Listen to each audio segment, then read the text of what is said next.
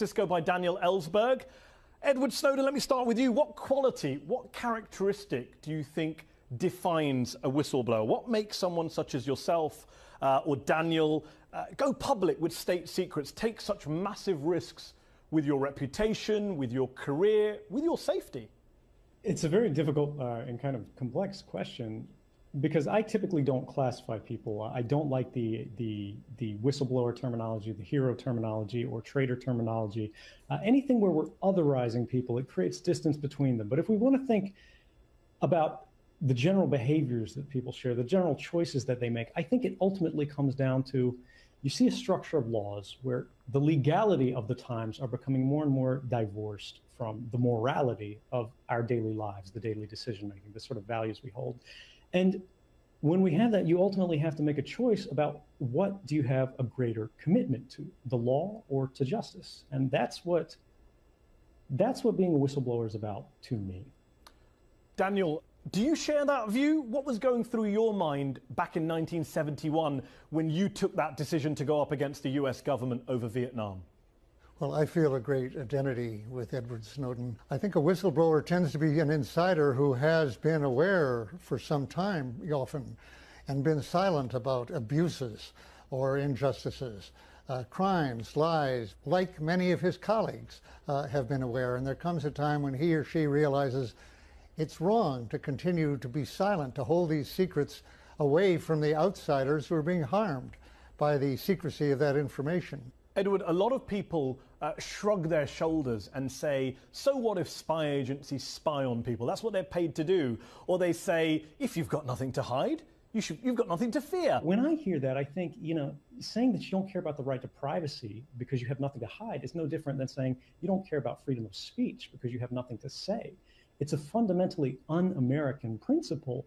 And more than just nationalism, more than just what this country is about, it's a deeply anti-social principle, because rights are not just individual, they're collective. And what may not have value to you today may have value to an entire, population, an entire people, or an entire way of life tomorrow. And if you don't stand up for it, then who will?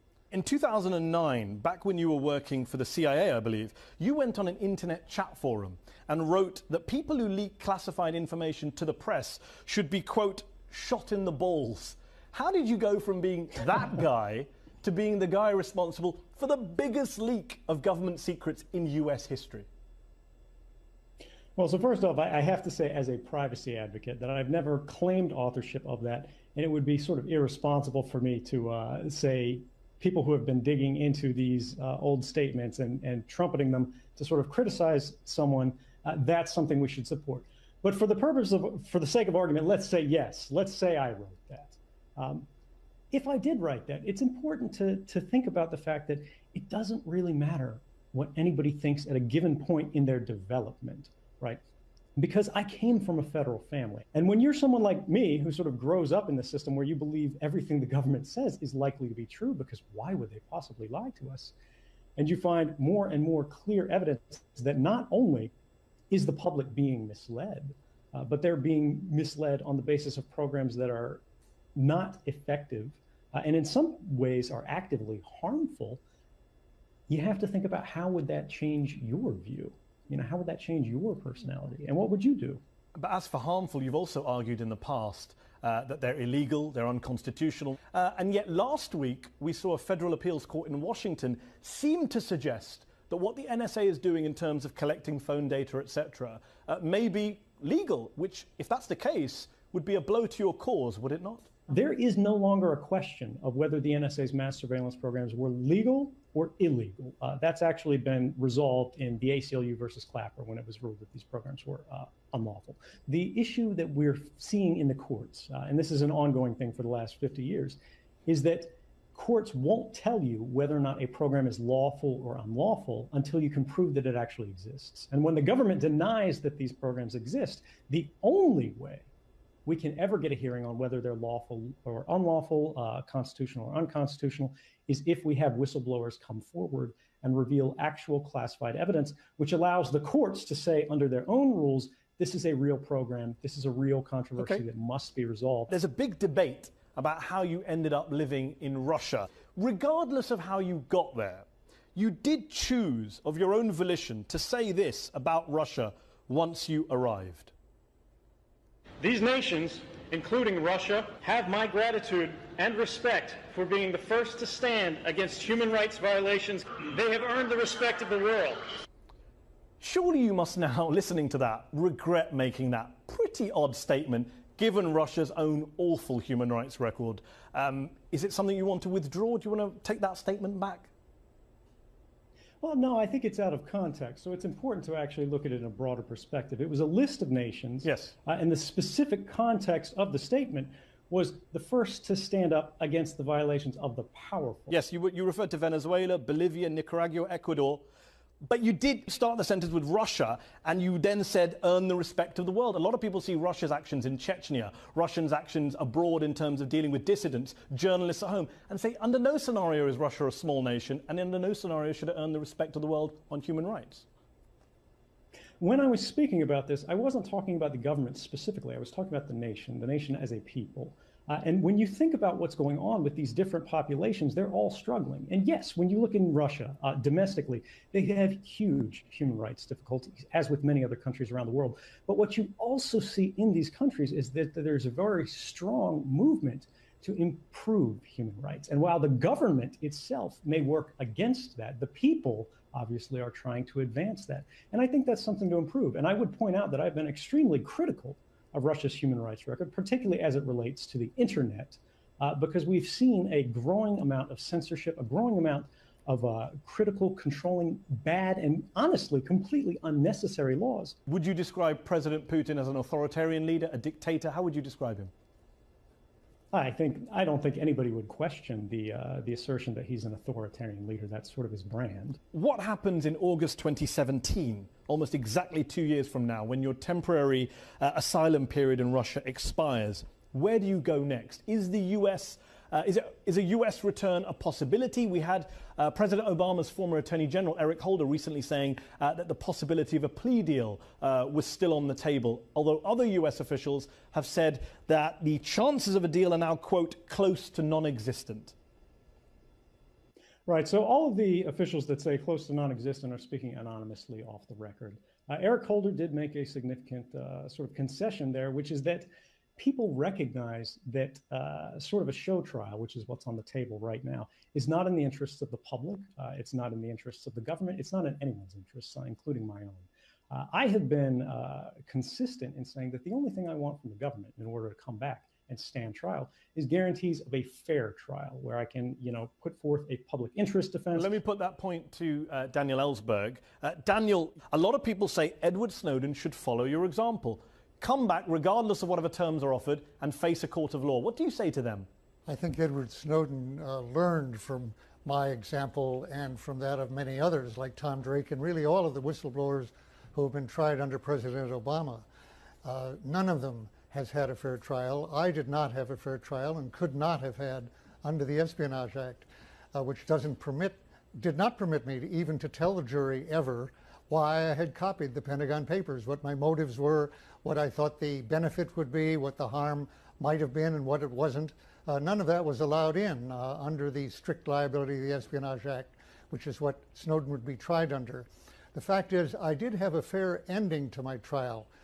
Charges were dismissed because of governmental misconduct against me. Just briefly, Edward, do you think you'll ever be able to come back? There's no question that I am living in exile, and I continue to expect to live in exile for the foreseeable future. At the same time, the government's primary basis for criticizing me for taking a strong position against me is that they say it's caused some damage. But now we're in 2015, and the government has never at any point demonstrated any evidence of any harm that's occurred as a result of these disclosures. And in fact, with each passing year, we see more and more evidence that this has done a tremendous public good. The laws inside the United States and outside the United States are all changing as a result of this information. And we are actually living in a more safe and better world that has greater respect for human rights as a result of the fact that we, the people, are now a part of the decision-making about this topic in government. I believe you also told the journalists who broke your story to spread out the documents you gave them because, quote, if the government thinks you're the single point of failure, they'll kill you. Do you really believe President Obama would have ordered the assassination of journalists as high profile, as well known as Glenn Greenwald, then of The Guardian, and Barton Gellman of the Washington Post? Surely you don't actually believe that.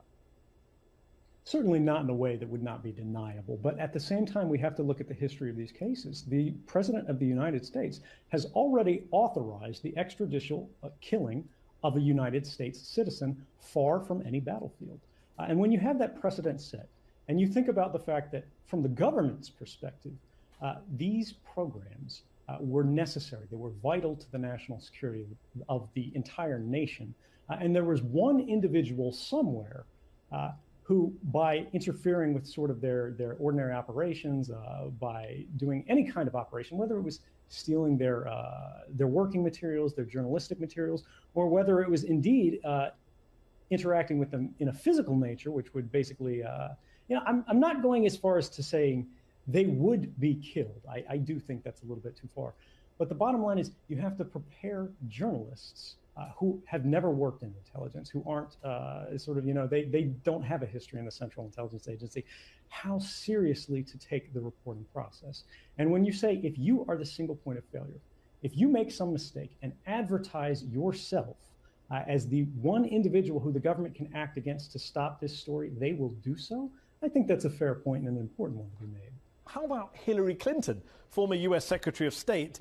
She accused you last year of helping terrorists with your NSA leaks. Now she's being accused of mishandling classified data on her own private email servers. She's even being investigated by the FBI, the Justice Department. How would you describe Hillary Clinton? What would you say to her now? Now, this is a problem because anyone who has the clearances that the Secretary of State has or the director of any top-level agency has knows how classified information should be handled. And if an ordinary worker at the State Department or the Central Intelligence Agency or anything like that were sending details about the security of embassies, which is alleged to be in her emails, meetings with private government officials, foreign government officials, and the statements that were made to them in confidence over unclassified email systems, they would not only lose their job and lose their clearance, they would very likely face prosecution. Do you think she potentially endangered US national security by being so careless with her email, from what you know about email and hacking? It's not my place to say that. What I can say is when the unclassified systems of the United States government, which has a full-time information security staff, regularly get hacked, the idea that someone keeping a private server in the renovated bathroom of a server farm in Colorado is more secure is completely ridiculous. Last year when I interviewed Jimmy Wales, the founder of Wikipedia, he called you a hero. Daniels called you a hero too. Actor Matt Damon says his new Bourne film